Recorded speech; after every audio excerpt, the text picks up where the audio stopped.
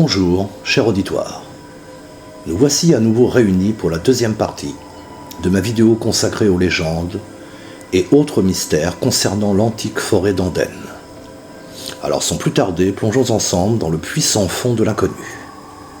Dans cette deuxième partie de notre exploration, nous nous aventurerons plus loin encore dans les ténèbres de la forêt, là où les secrets les plus sombres se cachent, attendant patiemment d'être dévoilés.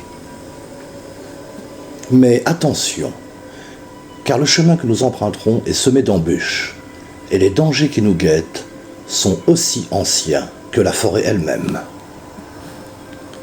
Dans les recoins ombragés de la forêt, un imposant bloc de grès se dresse fièrement, portant le nom évocateur de la Roche-Loup. Jadis, il résonnait des hurlements sauvages de ces prédateurs redoutables qui régnaient en maîtres sur ces terres. Les archives gardiennes silencieuses du passé narrent la disparition de ces fiers loups, le dernier ayant succombé en 1878 sous le poids de la civilisation émergente. Autour de ce monolithe ténébreux gravitent des légendes aussi sombres que les ombres qui s'y étirent.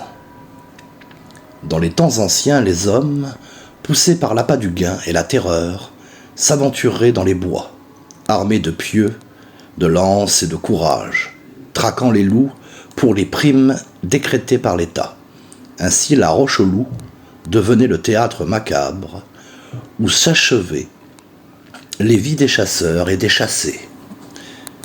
Mais au-delà des récits historiques, la Roche-Loup garde en son sein des secrets plus sombres encore. Les légendes se mêlent à la réalité, tissant un voile de mystère autour de ce lieu maudit.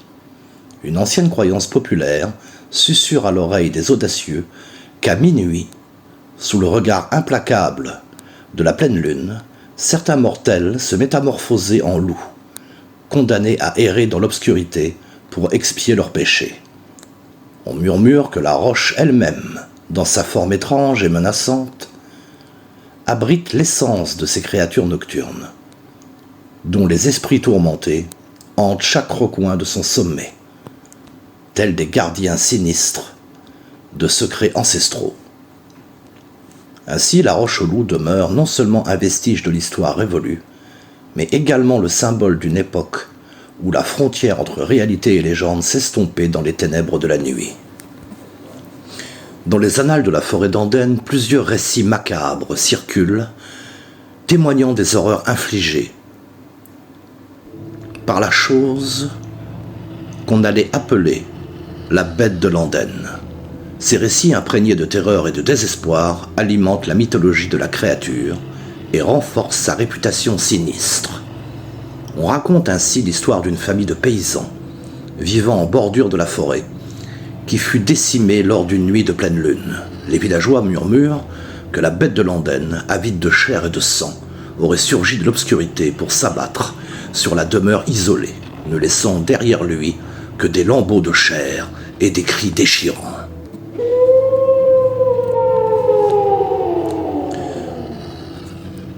Dans un autre récit, un groupe de chasseurs téméraires, bravant les avertissements et les interdictions, se lança dans une traque effrénée à travers les bois sombres. Mais leur bravoure fut rapidement mise à l'épreuve lorsque la bête de l'Andenne surgit de l'ombre, déchiquetant ses poursuivants avec une férocité impitoyable, laissant derrière lui un tableau d'horreur indescriptible. Ces récits d'horreur, transmis de génération en génération, alimentent la terreur et la fascination qui entourent l'histoire du loup de l'Andenne. Ils servent de rappel sombre aux dangers qui guettent dans l'obscurité de la forêt et de mise en garde contre les forces surnaturelles qui rôdent dans ses profondeurs. Les rencontres avec le loup de l'Andenne sont décrites avec une intensité terrifiante. Les voyageurs égarés, étreints par la nuit noire, ont affirmé avoir croisé son regard perçant brillant d'une lueur maléfique. D'autres prétendent avoir entendu ses hurlements lugubres, déchirant la tranquillité de la forêt et faisant frissonner d'effroi même les plus courageux. Les villageois imprégnés de superstitions et de craintes ancestrales redoublent de vigilance les nuits de pleine lune, barricadant portes et fenêtres, priant pour que la créature maudite ne frappe pas à leur porte. Certains osent à peine prononcer son nom, de peur d'attirer son attention et d'attiser sa colère.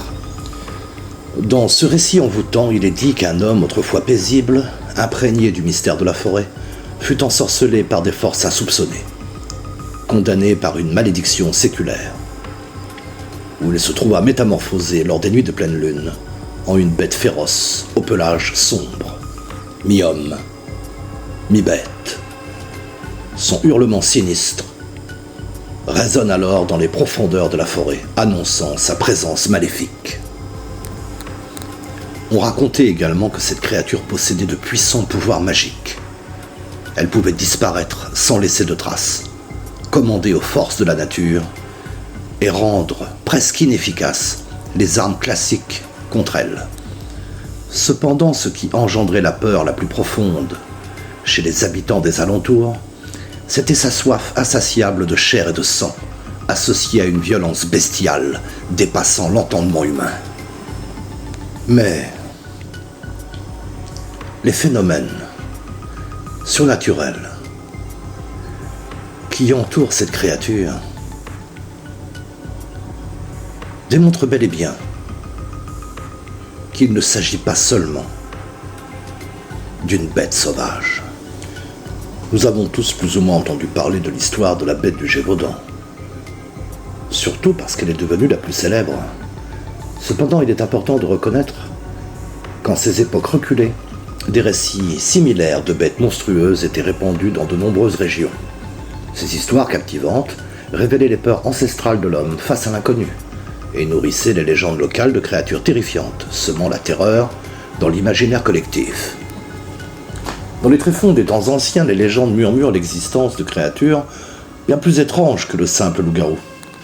Au cœur des marais maudits et des marécages lugubres, des bêtes amphibies surgissaient des eaux sombres, leurs cris perçants ensorcelant les esprits les plus braves. Dans les sommets glacés des montagnes, des démons ailés semaient la terreur, sur leur passage laissant derrière eux un sillage de destruction et d'horreur indicibles. Pourtant, malgré la diversité de ces horreurs, c'était le loup-garou qui, de par son omniprésence et sa cruauté sans pareille, demeurait le plus répandu dans les récits terrifiants. Son ombre hantait les recoins les plus sombres des forêts, son hurlement déchirant la nuit d'une menace insidieuse. Au-delà de sa simple apparence, le loup-garou incarnait les peurs les plus profondes de l'âme humaine, révélant un univers où les frontières entre le monde réel et le monde des ténèbres étaient bien plus ténues qu'on ne l'imaginait. Alors que je m'apprêtais à rentrer à Rochefort-des-Brumes, les récits mystiques et les légendes lugubres qui se tissent dans les brumes de la région ont envoûté mon esprit, me retenant prisonnier de leur emprise. Il est clair que nous n'avons que frôlé la surface des secrets enfouis profondément dans cette mystérieuse forêt d'Andenne. Cette révélation suggère une partie 3 à notre série de vidéos plus obscure et insondable que jamais. Mais je vous mets en garde, mes amis, car les murmures sinistres qui se répandent dans les vents annoncent une présence maléfique, tapie dans l'ombre de la nuit. En cette année 2024, les récits d'horreur et de terreur semblent prendre une teinte plus sombre et mystique, imprégnant l'atmosphère de la région d'une aura de malaise indicible. De la région et d'ailleurs.